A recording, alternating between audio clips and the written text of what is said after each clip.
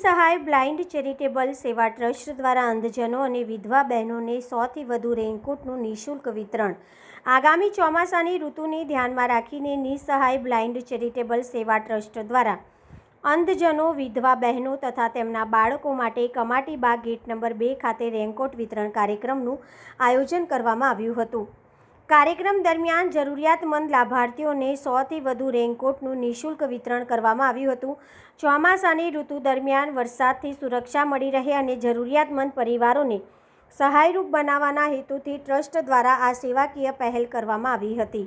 આ પ્રસંગે ટ્રસ્ટના હોદ્દેદાર, દાતાશ્રી તથા સમાજસેવકો ઉપસ્થિત રહ્યા હતા. ટ્રસ્ટના પ્રતિનિધિઓએ જણાવ્યું હતું કે ભવિષ્યમાં પણ અંધજનો, વિધવા બહેનો અને તેમના પરિવારો માટે આવી સેવાકીય પ્રવૃત્તિઓ સતત ચાલુ રાખવામાં આવશે. લાભાર્થીઓએ ટ્રસ્ટના સેવાભાવી કાર્યની પ્રશંસા કરી અને આભાર વ્યક્ત કર્યો હતો.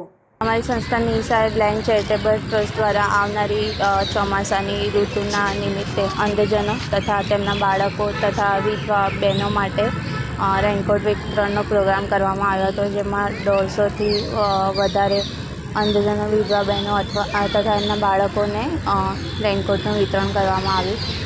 અમારી સંસ્થા નિસહાય બ્લાઇન્ડ ચેરિટેબલ ટ્રસ્ટ છેલ્લા 35થી 36 વર્ષથી વડોદરા શહેરમાં અંધજનો અને વિધવા બહેનો માટે આવા બધા પ્રોગ્રામ કરતી આવી છે.